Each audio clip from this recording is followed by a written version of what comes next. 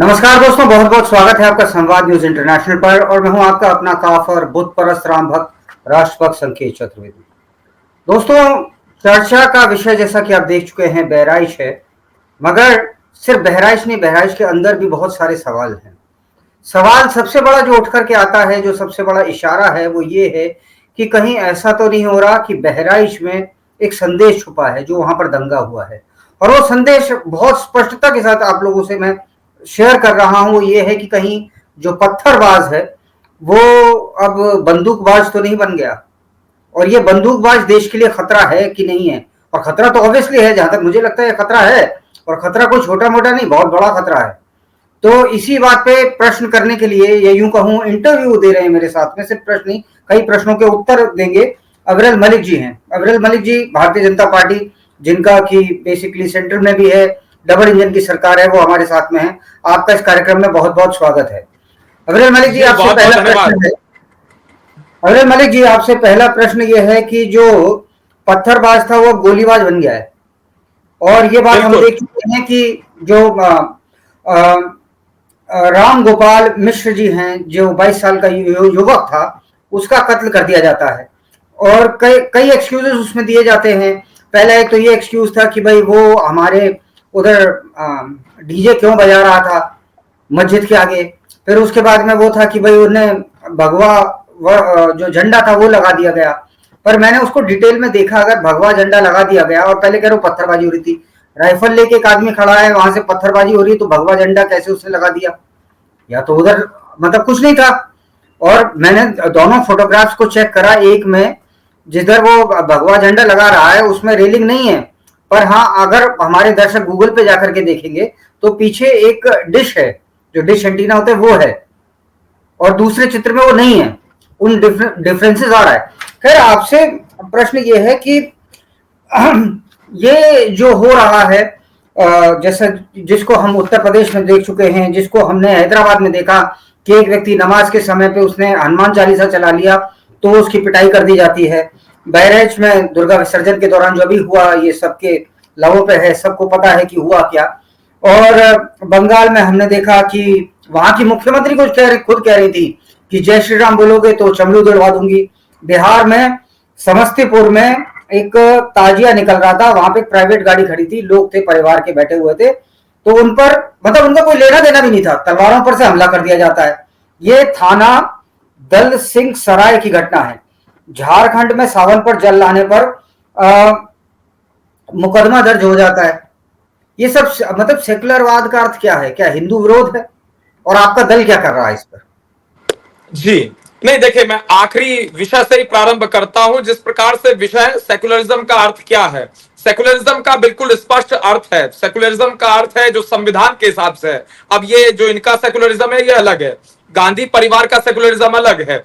गांधी परिवार का सेकुलरिज्म, उत्तर प्रदेश के यादव परिवार, अखिलेश यादव एंड कंपनी का सेकुलरिज्म, साथ साथ लालू परिवार, लालू एंड कंपनी का जो सेकुलरिज्म है इनका, ममता एंड कंपनी का सेकुलरिज्म, केजरीवाल एंड कंपनी का सेकुलरिज्म अलग है। इनका सेकुलरिज्म कहता है कि हिंदुओं का विरोध किया जाए, लेकिन बाबा साहब डॉक्टर भीमराव अंबेडकर जी का संविधान और संवैधानिक सेकुलरिज्म कहता है कि सबको इजाजत होनी चाहिए अपने धर्म का सही तरीके से पालन करने की। एक मुसलमान अच्छा मुसलमान हो, हिंदू अच्छा हिंदू हो, और आपस में किसी प्रकार की नफरत ना हो, किसी प्रकार का भेदभाव ना हो। जिस प्रकार से मुसलमानों का विषय है, कुछ लोग कहते हैं कि भारतीय जनता पार्टी मुसलमानों को टारगेट करती है। हम बिल्कुल मुसलमानों को टारगेट नहीं करते हैं। डॉक्टर एपीजे अब्दुल कलाम जी जैसा मुसलमान सबको बनना चाहिए, आखिर क्यों नहीं बनते हैं, सवाल यह है। और जहां तक बात है जिहादियों की, जिहादियों को निश्चित रूप से हम टारगेट करेंगे। पहले भी कर रहे थे, आज भी कर रहे हैं, भविष्य में भी करेंगे। और किसी जिहादी को इस देश में, किसी जिहादी को नहीं छोड़ेंगे, किसी आतंकवादी को इस देश में नहीं छोड़ेंगे, किसी पत्थरबाज को इस देश में नहीं छोड़ेंगे। सबके ऊपर कठोर कार्रवाई होगी, उचित कार्रवाई होगी, दंड, एक प्रकार से दंड देने की निश्चित रूप से कार्रवाई होगी। और साथ साथ संविधान के दायरे में रहकर, कानून के दायरे में रहकर सरकार के द्वारा तत्काल प्रभाव से शीघ्र अतिशीघ्र कड़ी कार्रवाई की जाएगी और किसी दोषी को नहीं बख्शा जाएगा। चाहे वो जिहादी कितना अमीर हो, कितना गरीब हो, कितना ही उसे पॉलिटिकल सपोर्ट हो, कितना ही वो किसी प्रकार से मजबूत हो, हमें किसी प्रकार का कोई फर्क नहीं पड़ता है। चाहे वो कुरैशी हो, खान हो, कोई भी किसी भी जात से बिलोंग करता हो। अब देखिए, सबसे बड़ी समस्या क्या है, ये हिंदुओं में जाट गुजर करेंगे। आपको ही मालूम होगा, हिंदुओं की अगर ये बात करेंगे तो कहेंगे जातीय जनगणना।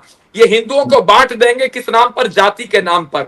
हिंदुओं में कहेंगे ये ब्राह्मण है, ये जाट है, ये गुर्जर है, ये राजपूत है। ये इस प्रकार से अलग अलग जातियों में विभाजित करने का काम करेंगे। किसी को यादव बनाएंगे, किसी को ये राजपूत बनाएंगे। लेकिन दूसरी ओर ये अल्पसंख्यक समुदाय की अगर बात करेंगे तो सिर्फ मुसलमान की करेंगे। और अगर मुसलमान की करेंगे, चाहे किसी खान की करें या कुरैशी की करें, शिया की करें या सुन्नी की करें, तो केवल मुसलमान की करेंगे। मुसलमान नाम लेंगे, ये नहीं कहेंगे खान के साथ ये हो गया, ये इधर कहेंगे गुर्जर के साथ हो गया। यहां गुर्जर आ जाएगा, वहां कुरैशी नहीं आएगा, वहां खान नहीं आएगा। समस्या क्या है? क्योंकि वो 20% वोट बैंक एकजुट करके इकट्ठा करके रखना है, और वो 20% वोट बैंक का लालच है, इससे अधिक कुछ नहीं है। नंबर एक। नंबर दो, रही बात इस घटना की, बहराइच वाली घटना की, सियासी दल हैं, राजनीति करते हैं, करते थे, करते हैं, करते रहेंगे। ये जो समाजवादी पार्टी है, ये अपनी राजनीति से बाज न आई थी, न आएगी, लेकिन जनता इन्हें करारा जवाब, मुंहतोड़ जवाब वोटर्स अवश्य देते हैं। और हमारा बिल्कुल क्लियर एजेंडा है। जहां तक विषय है पत्थरबाजों का, जहां तक विषय है पत्थरबाजी करने वाले लोगों का, तो ये पत्थरबाज जो गोलीबाज बन चुके हैं, जो गोलियां चला रहे हैं, जो बंदूकबाज बन चुके हैं, इनके ऊपर कड़ी कार्रवाई, कानूनी कार्रवाई होना आवश्यक है। अगर इन्हें यही नहीं रोका गया, इसी स्थिति में अब आप मेरी बात सुनिए, तो ये आगे बढ़ेंगे और आपने इस देश में आपने बड़ा बहुत नुकसान अच्छी बात है। पहुंचाने के आप लिए मेरी भी योग्य बात हो जाए। सुनिए। आप देखिए, आपको मैंने नॉन स्टॉप टाइम दिया फॉर एटलीस्ट 5 मिनट्स। मैं आपसे जी पूछ रहा हूं भाई, लॉ एंड ऑर्डर तो स्टेट सब्जेक्ट है, आपके हाथ में है, योगी जी के हाथ में है। वो रूट जो था वो डिफाइंड था, ठीक है। वहां पर पुलिस पहले क्यों नहीं लगाई गई? पुलिस का देर से आने का क्या मतलब था? तीसरी चीज ये कि ये पत्थर आते कहां से हैं? अगर वो राइफल थी और राइफल लाइसेंसी थी, तो ये राइफल लाइसेंसी या कट्टा भी था, तो भी पुलिस ने क्या कार्रवाई करी? देखिए, ये हंसने का विषय नहीं है मलिक साहब, ये उत्तर देने का समय है। नहीं, मैं वहीं आ रहा हूं, मैं उसी विषय पे आ रहा हूं। देखिए, आप वरिष्ठ पत्रकार है, लंबा अनुभव आपकी पत्रकारिता में रहा है, तो उस आधार पर मैं बताता हूं। आपने भी देखा होगा, आईपीसी थी, सीआरपीसी थी, कॉन्स्टिट्यूशन ऑफ इंडिया था, डिस्ट्रिक्ट कोर्ट, हाँ हाई नहीं कोर्ट, है, सुप्रीम कोर्ट। एक मिनट, हाँ नहीं है एक और मिनट, रहेगा। ना ना, हाँ, हाँ नहीं एक है और मिनट, एक रहेगा, मिनट। जहां पे जरूरत है वहां पर नहीं नहीं, अब जरूर। बीएनएस हो गया, अब सब बदल गया, वो एक अलग विषय। मैं आपके आपके दौर तो की बात कर संविधान, रहा आपने कहा ना, संविधान था और है और रहेगा। हूं। हाँ बिल्कुल, निश्चित रूप से। अब मैं आता हूं। कानून था, कानून है, कानून रहेगा। लेकिन जो हत्या करने वाले लोग हैं, जो घटना करने वाले लोग हैं, जो अपराधी किस्म के लोग हैं, उनकी एक मेंटालिटी होती है, एक क्रिमिनल मेंटालिटी होती है। चाहे उन्हें जेल में डाल लो, फांसी पर लटका लो, चाहे कुछ भी कर लो। वो जिसे देखिए, श्रीमती इंदिरा गांधी जी प्रधानमंत्री थी इस देश की, तो उनकी निर्मम हत्या की गई, खालिस्तानियों के द्वारा हत्या की गई। खालिस्तानी तत्वों ने, खालिस्तानी आतंकियों ने हत्या की।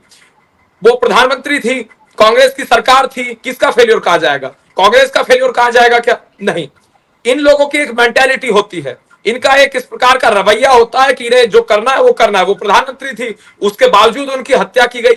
लेकिन हमारी सरकार का बिल्कुल स्पष्ट रवैया है, किसी जिहादी तत्व को पनपने नहीं दिया जाएगा। और अगर कोई जिहादी घटना करता है, घटना घटित होती है, तो घटना घटित होने के पश्चात उस जिहादी तत्व को किसी आधार पर बख्शा नहीं जाएगा। चाहे समाजवादी पार्टी वाले या किसी विपक्षी दल वाले जिहादियों के पक्ष में कितना भी पेट पकड़ पकड़ कर रोते रहें, उससे हमें कोई फर्क नहीं पड़ता। हर जिहादी पे हम कार्रवाई करेंगे, किसी को नहीं बख्शेंगे, सबको जेल में ठूसा जाएगा। और रही बात पुलिस की कमी की, किसी दरोगा जी के द्वारा, किसी पुलिस वाले के द्वारा कोई कमी की जाती है, कोई त्रुटि रहती है, तो उसके ऊपर कड़ी कार्रवाई पहले भी होती रही है, भविष्य में भी होती रही, नहीं नहीं, बड़ा अच्छा आपने कड़ी कार्रवाई का कहा। आपने कहा, देखिए बड़ी अरे बात है, सुनिए सुनिए सुनिए सुनिए, एक रवि, मिनट, सुनिए 10 सेकेंड और। डॉक्टर अब डॉक्टर मैं अगर बताता मैंने हूं। चले, नहीं नहीं, ये प्रश्न अगर जरूरी है। अगर अगर ये प्रश्न, अगर क्योंकि बाद में आप कहीं और गाजियाबाद का पहुंच कोई जाएंगे, दरोगा जी, बाद में आप कहीं और पहुंच गाजियाबाद जाएंगे, का प्रश्न कोई, रिलेवेंट हो जाएगा, गाजियाबाद इसलिए का कोई डॉक्टर दरोगा अगर जी, मैंने कभी कोई, सवाल पूछना जरूरी है। जी आपने कहा बताइए बड़ी बताइए। कार्रवाई होगी।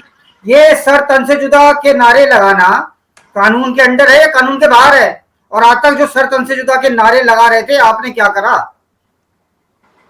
सर तन से जुदा के जो नारे लगाते हैं, आपने तो क्या करा?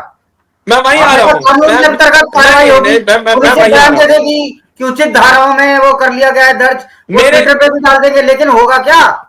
सर तन से जुदा वाले कितने लोग आज तक जेल गए बताइए मुझे। चलिए स्टार्ट करिए। One, doctor Malik, one. नहीं नहीं, मैं वहीं आ रहा हूं, मैं वहीं आता हूं। देखिए, मुझे तो खुद को हत्या की धमकियां आती हैं, और एक प्रकार से जिहादी तत्वों के द्वारा धमकियां दी जाती हैं। डेली दी जाती हैं 10, 20, 50 और साथ साथ सर तन से जुदा तक की धमकियां दी जाती हैं। तो जिस प्रकार के लोग हैं जो जिहादी तत्व हैं, इनके ऊपर त्वरित कार्रवाई होनी चाहिए। और उत्तर प्रदेश सरकार का जहां तक विषय है, जहां भी भारतीय जनता पार्टी की सरकारें हैं राज्यों में, वहां कड़ी कार्रवाई त्वरित की जाती है और किसी भी व्यक्ति को किसी आधार पर नहीं बख्शा जाएगा। इस बात को मैं आपके व्यूअर्स को, आपके करोड़ों दर्शकों को इस बात की गारंटी दिला देना चाहता हूं कि किसी भी आधार पर किसी जिहादी को नहीं बख्शा जाएगा। और रही बात इन विपक्षी दलों की, ये टीकालाल टपलू जी के विषय में नहीं बोलते हैं, जस्टिस नीलकंठ गंजू जी के विषय में नहीं बोलते हैं, गिरिजा टिक्कू जी की निर्मम हत्या पर नहीं बोलते हैं। सिटिंग जज, अब सोच के कल्पना करके देखिए, सिटिंग जज, उसकी निर्मम हत्या कर दी जाती है जस्टिस नीलकंठ गंजू जी। पे ही रहे तो बेहतर है। और साथ साथ नहीं, मैं वहीं आ रहा हूं, विषय वही है, जिहादी वे भी हैं, वे ही जिहादी हैं। उन्होंने निर्मम हत्याएं की, कश्मीरी पंडितों को मार मार के काट काट के भगाया गया। क्या वो विषय नहीं है? वो बिल्कुल विषय है और वो उठना चाहिए, वो उठाया जाएगा। जो जिहादियों के द्वारा, कट्टरपंथियों के द्वारा जिस प्रकार से निर्मम हत्याएं की गई कश्मीरी पंडितों की, क्यों नहीं बोलता आखिर कोई कश्मीरी पंडितों के हक में? मैं खुद बोलता हूं इस विषय पर कि कश्मीरी पंडितों को वहीं बसाया जाएगा, उनके पुराने घरों में बसाया जाएगा। और किसी में इतनी हिम्मत नहीं है, किसी आतंकवादी में इतनी हिम्मत नहीं है, किसी पाकिस्तान के व्यक्ति में इतनी हिम्मत नहीं, किसी आतंकवादी जिहादी में इतनी हिम्मत नहीं जो हमें रोक सके उन कश्मीरी पंडित भाइयों और बहनों को उनके पुराने अपने स्थानों पर, उनके पुराने घरों में बसाने से। हम बसा कर रहेंगे। ये देश संविधान ये किसी वाले के हिसाब से देश नहीं चलेगा। इनकी औकात क्या है? क्या औकात है सरपंच से जुदा वालों की? क्या हैसियत है सरपंच से जुदा वालों की? सरपंच से जुदा वाले, इनका संविधान के तहत इलाज किया जाएगा, कानून इनका इलाज करेगा। किसी सर तन से जुदा वाले को बख्शा नहीं जाएगा। घर में घुस के गला रहता जाता है हिंदुओं का, तब तो अरे कश्मीर में आप बाद में बसाइएगा, जहां पर है पहले वहां का तो आप तय कर लीजिए कि आप क्या करेंगे। यहाँ पर आपके तमाम आश्वासनों, तमाम भाषणों के बावजूद राम गोपाल मिश्र 22 साल का जो युवा था, जिसकी 6 महीने पहले शादी हुई थी और जिसका आपको पूछना चाहिए समाजवादी पार्टी से, ना कि मेरे से। आप सवाल पूछिए समाजवादी पार्टी से कि समाजवादी पार्टी के शासन के दौरान निहत्थे राम भक्तों पर गोलियां बरसाई गई थी, कोठारी बंधुओं को निर्मम हत्या उनकी की गई थी। अयोध्या में निहत्थे राम भक्तों के माथे में गोलियां मार मार कर सरयू जी में डुबोने का काम किया गया था। सवाल उनसे पूछा जाना चाहिए, ना कि राम भक्तों से पूछा जाना चाहिए जिनके सरकार के दौरान राम मंदिर का निर्माण होता है, भव्य राम मंदिर का निर्माण पूछा जाए। सवाल उनसे पूछा जाए जो लोग कश्मीर हम तो सुनिए मैं बताता हूँ, मेरी सुनिए आप पहले, आप सवाल पूछते हैं तो जवाब लेना आपकी जिम्मेदारी है। छत्तों से पत्थरबाजी हो रही थी कि नहीं? पत्थर कहीं से तो आया होगा। वो कश्मीर में जहाँ पत्थरबाजी होती थी, एक पत्थर नहीं है, एक पत्थर नहीं चलता। क्या बात करते हैं आप? कश्मीर में एक पत्थर नहीं चलता। एक आपकी सरकार है कश्मीर में कोई पत्थरबाजी करे, कोई कश्मीर में किसी की हिम्मत नहीं है कश्मीर के अंदर पत्थरबाजी कर सके। ये भारतीय जनता पार्टी की सरकार है, ये डबल इंजन की सरकार है, ये इंफ्रास्ट्रक्चरल डेवलपमेंट करने वाली सरकार है, ये विकास की बात करने वाली सरकार है, ये गरीब को न्याय देने वाली सरकार है, ये पीड़ितों के लिए लड़ने वाली सरकार है, ये विकास की राजनीति करने वाली सरकार है। हमारी पुलिस सशक्त है, उत्तर प्रदेश की पुलिस सशक्त है। और मैं डीजीपी प्रशांत कुमार जी का भी इस विषय में धन्यवाद करना चाहूंगा, डीजी प्रशांत कुमार जी का, कि उत्तर प्रदेश की पुलिस इतनी सशक्त है, मजबूत है कि किसी अपराधी को, किसी दोषी को नहीं बख्शा जाता है। उत्तर प्रदेश के डीजीपी साहब का भी इसमें धन्यवाद करना चाहिए। पुलिस प्रशासन के सिपाहियों का, जवान सिपाहियों का धन्यवाद करना चाहिए। आप मेरी साइलेंटली बात सुनिए। जब आप डीजीपी साहब का धन्यवाद कर रहे हो तो आप कुछ हमारे भी प्रश्न उनके समक्ष रखिएगा कि शुरुआत में जब दंगा फैल रहा था तो धारा 144 क्यों नहीं लगाई गई? एक प्रश्न और करना, जब शुरुआत में वीडियो वायरल हो रहे थे, हंसी मत, सीरियस मैटर है, तो इंटरनेट बंद क्यों नहीं करा? आप सवाल बड़े अधिकारियों ने क्या करा? सवाल बड़े अधिकारियों ने क्या करा? जो पूछ रहा हूं उसका उत्तर दीजिए। हाँ, सवाल बाद में तो जब ये सब जगह न्यूज में आ गया, पोस्ट वायरल हो गया, तो आपके डीएम मोनिका सिंह, एसपी जो वृंदा शुक्ला है, एडीजी अमिताभ यक्ष, ये सब पहुंच गए बंदूक निकाल करके। और मेरे को तो लगता है जर्नलिस्टों को दिखाने के लिए कर रहे थे शायद। जो विपक्ष का विषय है वो तो है, आप अपने विषय में बताइए ना। मेरे को पड़ोसी के आपके घर में क्या हो रहा है उससे क्या मतलब है? मुझे मतलब आपसे है, आपने क्या करा? धारा 144 क्यों नहीं लगाई गई? हमने क्या करा? हमने कश्मीरी पंडितों को सुरक्षा मुहैया कराई। अरे भाई, उत्तर कश्मीरी प्रदेश में पंडितों दंगे को दिए। होते थे, उत्तर प्रदेश में दंगे होते थे। सुनिए पहले, अगर आप उत्तर प्रदेश में रहते हो आपको मैं बता अरे दूं। कश्मीरी, अगर मैं नहीं नहीं, रहता उत्तर सुनिए पहले, प्रदेश में। आपने सवाल पूछ लिया, दिस इज नॉट फेयर। आपने उंगली सवाल मत पूछा, आप दिखाइए जवाब मेरे को, उंगली लीजिए, नीचे आप रखिए। जवाब लीजिए। नहीं, दिस उंगली इज नॉट नीचे फेयर, रखिए। ये सही नहीं है। अगर मणि जी उंगली दिस नीचे इज नॉट रखिए। जर्नलिज्म। आप हाँ, आपने मेरे सवाल को मत पूछा, दिखाइए। जवाब लीजिए। आप सवाल पूछा है, मेरे को जवाब हाथ लीजिए, करने से नहीं जवाब दिखाएंगे, लीजिए। उंगली नीचे मैं रखिए। जवाब दे रहा हूं तो जवाब सुनिए। आप कोई जवाब नहीं दे रहे हैं। नहीं, आपका इफ यू डोंट आपसे वांट मैंने टू पूछा लिसन, तो दिस इज धारा नॉट 140 के जर्नलिज्म। लिए आप कह रहे हैं आप कश्मीर। सुनना नहीं चाहते हैं, आप वन अरे साइडेड मैंने व्यक्ति हैं। 144 पूछी, आपने आपके क्यों नहीं कहा? वन साइडेड आइडियोलॉजी को थोपना चाह रहे हैं मेरे ऊपर। आप कौन अपने सी वन क्वेश्चन को साइडेड इस प्रकार आइडियोलॉजी से नहीं है? थोप सकते हैं। बिल्कुल मैं नहीं वन जवाब दे रहा हूं, साइडेड सुनिए आइडियोलॉजी मेरे है। जवाब को। अगर आप अगर मैं कहेंगे कि जवाब दे रहा हूं तो राम मेरे गोपाल आंसर को मिश्र का सुनने की मर्डर हो क्षमता गया रखिए। और मैं इफ कश्मीर यू पर डोंट हैव दिस मुद्दा मच डाइवर्ट कर करेज, दूं देन और दिस फिर इज भी नॉट आप नहीं फेयर। उठाएंगे तो नहीं, बहुत गलत रहेगी। नहीं, आपके बिल्कुल अंदर मैं अगर प्रश्न हिम्मत करूंगा। है तो सुनिए जवाब को। मैं दे रहा हूं जवाब, मैं जवाब दे रहा हूं, सुनिए आप जवाब। जवाब नहीं, 2 मिनट भाषण का दे रहे समय हैं। दीजिए। नहीं, समय क्यों नहीं दे रहे हैं? मैं जवाब दे रहा हूं, कौन सा सुनिए समय आप। दें? अरे नहीं, हर आप उत्तर हर नहीं हिंदू सुन, हर आप बोल लीजिए, हिंदू, आप बोलते रहिए, मुझे कोई सुनिए फर्क नहीं सुनिए, पड़ता। हर बोलिए। हर कुछ सालों में हिंदू त्योहारों त्योहारों को आपको असल में टारगेट करने बोलने का का अगर ट्रेंड आ शौक गया है है, और आप अगर कुछ भी नहीं पैनलिस्ट कर को रहे। बुलाकर ये वन उसके साइडेड सामने टू बोलने साइडेड का, नहीं, ये आप भाषण देने का अगर आप शौक है तो हंसेंगे दीजिए। पैसे उत्तर देना मैं सुन पड़ेगा रहा मुझे। हूं, बोलिए। ये 1 2 हंसिए 3 मत मेरे सामने। मैं तो ये पूछ रहा बोलिए। हूँ, हिंदू हो त्योहारों जाए को स्टार्ट, टारगेट 1 2 करने का 3। ट्रेंड आ गया है। आपने क्या करा, आपकी सरकार ने, केंद्र सरकार मोदी जी क्या कर रहे हैं? ये कहीं सबका साथ सबका विकास तो सब कुछ नहीं ले डूबा? ये सबका सत्यानाश तो नहीं कर दे रहे? आपका अपना वोटर आपसे छिन रहा है, आपको पता है कि नहीं? क्या अपना वोटर बताइए, क्या कहना चाह रहे हैं आप, बताइए, बोलिए, जो भी आप स्पष्ट करिए। हिंदू जितने, मान लीजिए जो रिलीजियस इवेंट्स होते हैं, अभी दिवाली आई है, लास्ट ईयर भी पटाखे बैन कर दिए गए थे, मुझे लग अब रहा फिर है कर दिए शायद आप जाएंगे। सवाल पूछने के जर्नलिस्ट हैं। केवल आप सवाल पूछते ही रहते हैं, पूरे इंटरव्यू में सवाल पूछते हैं, जवाब नहीं लेते आप। शुरू में आपको 5 मिनट किसने दिए थे? नहीं नहीं, मैं जवाब दे रहा हूं, सुनिए। आपने एक सवाल मेरा पूछा, तो प्रश्न ही नहीं उसका सुना मैं तो वो लॉजिकल उसके बिना आंसर दे जवाब रहा देने हूं। लगे। नहीं, पहले आपने प्रश्न एक सुनिए सवाल फिर जवाब पूछा, मैं देते हैं। जवाब दे रहा हूं, अब सुनिए। But you be a don't good want to panelist, listen be be a good because you panelist. Have your one sided agenda. आपका एजेंडा व्हाट तैयार एजेंडा? है। व्हाट हाँ, इज माय बोलेंगे, एजेंडा? यू टेल बोलिए, me my agenda. What is my agenda? बोलिए। आपका agenda बोलिए। है, ये एजेंडा अरे है, यार, यही तो एजेंडा है। सवाल पूछना है, 50 60 100 200 सवाल पूछ रहे हैं, पूछिए सवाल। सिंपल सा एक क्वेश्चन है, क्या मतलब बीते कुछ वो सालों क्वेश्चन में, आपका, मैं रिपीट कर रहा हूं, मैं रिपीट कर रहा हूं क्वेश्चन को। आपका तो भी आंसर क्वेश्चन नहीं है, देंगे? हाँ, आपका क्वेश्चन है कि उत्तर प्रदेश के अंदर जो लोग रह रहे हैं उनकी सुरक्षा किस प्रकार से सुनिश्चित होगी, और हिंदुओं के ऊपर जो हमले हो रहे हैं क्या वो इसी प्रकार जारी रहेंगे या रुकेंगे, क्या सरकार कर रही है, ये आपका सवाल है, ये आपकी मंशा है, मैं उसका उत्तर दे रहा हूं। अब सुन लीजिए बिल्कुल ठीक है। जी। नहीं, रही बात उत्तर प्रदेश की, अगर आप उत्तर प्रदेश में रहते होंगे, अगर आपको मालूम होगा, अगर आप उस समय का उत्तर प्रदेश आपने देखा होगा जब अखिलेश यादव मुख्यमंत्री थे, मुजफ्फरनगर में दंगा होता था, कमाल कांड होता था, हिंदुओं की निर्मम हत्याएं मुजफ्फरनगर में की जाती थी, साथ साथ अयोध्या में नियत्ते राम भक्तों पर गोलियां बरसाई जाती थी, मुख्तार अंसारी, अतीक अहमद जैसे गैंगस्टर्स को बढ़ावा दिया जाता था। समाजवादी पार्टी के संरक्षण के तहत मुख्तार अंसारी बढ़ावा मिलता था, मुख्तार अंसारी को राजनीतिक संरक्षण होता था अतीक अहमद के साथ। आज क्या है? आज सबके साथ न्याय हो रहा है। आज दंगा नहीं हुआ, हमारी पूरी उत्तर प्रदेश की माननीय मुख्यमंत्री योगी आदित्यनाथ जी की सरकार के दौरान एक दंगा बताइए, बताइए कौन सा दंगा हुआ योगी जी की सरकार में, गिनाइए 1 2 3। मैं शुरू करता हूं, आपको बोलिए, बहरीच, कानपुर। मैं बताइए कौन सा दंगा हुआ। अरे वही तो बता रहा हूँ, अभी बहराइच में जो हुआ नहीं है नहीं, वो ये दंगा नहीं है, आपको सेल्फ लग रहा है। डिसाइड नहीं, सेल्फ नहीं, वो दंगा नहीं है वो। डिसाइडेड राइट्स नहीं होते हैं। इससे आप खुद इससे से तय कर अरे लेते हैं। डिसाइडेड और नॉट सरकारी डिसाइडेड के रिकॉर्ड, बारे में दंगा दंगा है। मैंने सरकारी आदमी रिकॉर्ड मारा जा मांगा रहा है। है, लोग बिल्कुल गवाही नहीं, दे रहे हैं कि जी हमारे सामने गोली आप मारी है। जर्नलिस्ट हैं, जर्नलिस्ट तो हैं, ये नहीं उंगली किसे दिखा जर्नलिस्ट रहे हैं हैं, आप? अगर आप जर्नलिस्ट जर्नलिस्ट हैं, को उंगली मत दिखाइए, अपना हाथ नीचे रखिए। पहले तो हाँ, पहले एक वो समझिए कि जब भी एक पैनलिस्ट जाता है एक जगह, तो वो थोड़ा मतलब एक नहीं, मूलभूत आप वो रखता जर्नलिस्ट है। हैं, सुनिए 1 मिनट। अरे मैं मैं जर्नलिस्ट ठीक है, हूँ, मैं जानता तो हूं, थोड़ा मैं मूलभूत खुद भी एटिकेट सरकार का आम हिस्सा है, हमें मालूम है। उंगली सुन नीचे दिखा लीजिए, के बात करिए। उंगली नीचे, हाँ गुड, वो है। हाँ, सुनिए, देखिए, जहां तक बात है उत्तर प्रदेश की, तो उत्तर प्रदेश का जहां तक विषय है, उत्तर प्रदेश में प्रत्येक नागरिक सुरक्षित महसूस कर रहा है, नंबर 1।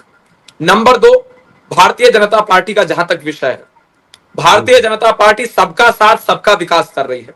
अगर बिजली जाती है तो हिंदू के घर में भी जाती है, मुसलमान के घर में भी जाती है।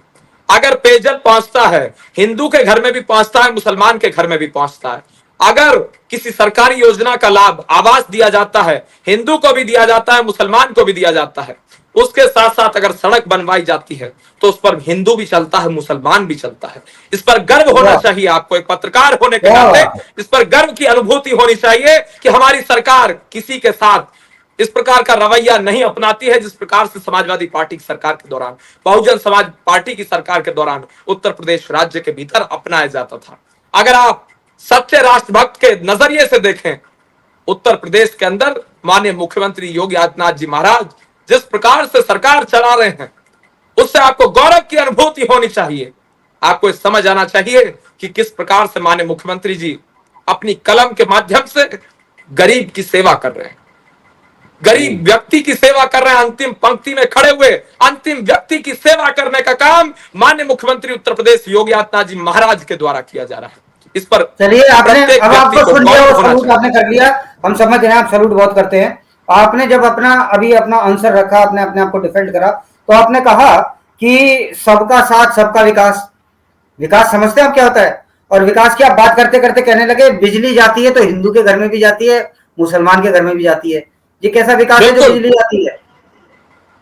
कैसा विकास है नहीं, जिसमें बिजली नहीं जा रही देखिए, है? अगर बिजली जाती है तो हिंदू के अरे घर में कैसा भी विकास जाती है, है? पहले मुसलमान पहले के घर प्रश्न में भी पूरा, जाती है, मलिक और साहब, हिंदू मुस्लिम भारतीय सिख जनता पार्टी ईसाई के जैन स्पोक्सपर्सन बौद्ध डॉक्टर पारसी अबरल मलिक, सबको सामान्य डॉक्टर मानते हैं। पीएचडी होल्डर संविधान डॉक्टर की अबरल दृष्टि मलिक, से सब लोग आपने सामान्य कहा हैं, पर कि किसी जिहादी को पहले मेरा किसी प्रश्न पूरा होने जिहादी को दीजिए, फिर आप इजाजत उंगली नीचे नहीं कर रहे हैं। कि वो आप उंगली हिंदुओं के नीचे ऊपर रखिए, उंगली उठा उंगली सके, नीचे, हिंदुओं के उंगली ऊपर नीचे, हमला कर। उंगली नीचे।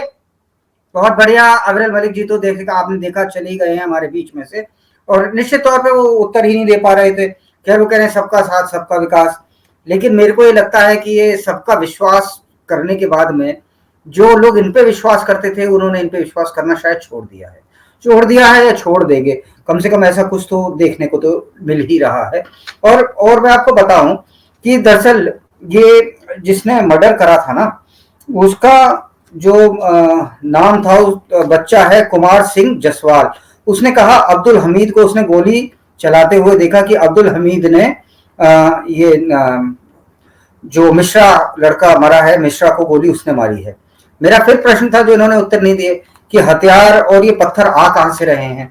फिर सबसे बड़ी बात यह है कि कहीं भारत को कमजोर करने की साजिश तो नहीं चल रही है। एक प्रश्न है जो सुधांशु त्रिवेदी ने उठाया और मैं 100% इससे सहमत भी हूं कि कहीं भारत को कमजोर करने की साजिश तो चल नहीं रही, और ऐसा लग ही रहा है। इंडिया अलायंस वाले जो हैं वो हिंदू के संग कुछ भी होता है तो उनका मुंह सिल जाता है, चाहे वो बांग्लादेश में हो, चाहे वो इनफैक्ट इंडिया में बंगाल में हो। और वो आज से नहीं है, सेकुलरिज्म के नाम पर तो जो दुकानदारी चलती आ रही है वो हम सब ने ही देखा है। सेकुलरिज्म के नाम पर कश्मीर का हिंदू किस तरह से काटा गया है ये हमने सब ने देखा। सेकुलरिज्म के नाम पर क्या कुछ बुरा नहीं हुआ हमारे साथ में, ये सब भी हमने देखा।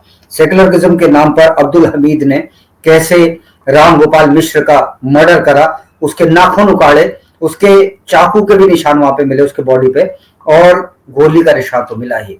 और इसी के बाद लोग भड़के। लोगों का यह भी कहना था कि पुलिस अगर तुरंत कार्रवाई करती तो कुछ ना कुछ हो जाता। ये इतना मौका, इतना गैप क्यों दिया गया कि जो उनमें से अक्यूज थे उनमें से कई लोग भाग जाए? अगर भाग गए तो प्रश्न तो उठेंगे ही। हो सकता है मलिक साहब, डॉक्टर अबरल मलिक, भारतीय जनता पार्टी के जो स्पोक्स पर्सन है, उन्हें बुरे लग रहे हैं, लेकिन उसके बावजूद जो प्रश्न है, जो सही का जो प्रश्न है, वो प्रश्न तो रहेगा ही। चाहे डॉक्टर अबरल मलिक, जो कि मैं आप लोगों को बताता हूँ मेरे मित्र भी हैं, लेकिन उसके बावजूद जो प्रश्न है वो प्रश्न करना तो पत्रकार का काम है। वो मैं करता आया था, करता हूं और करता ही रहूंगा। जय हिंद, भारत माता की जय।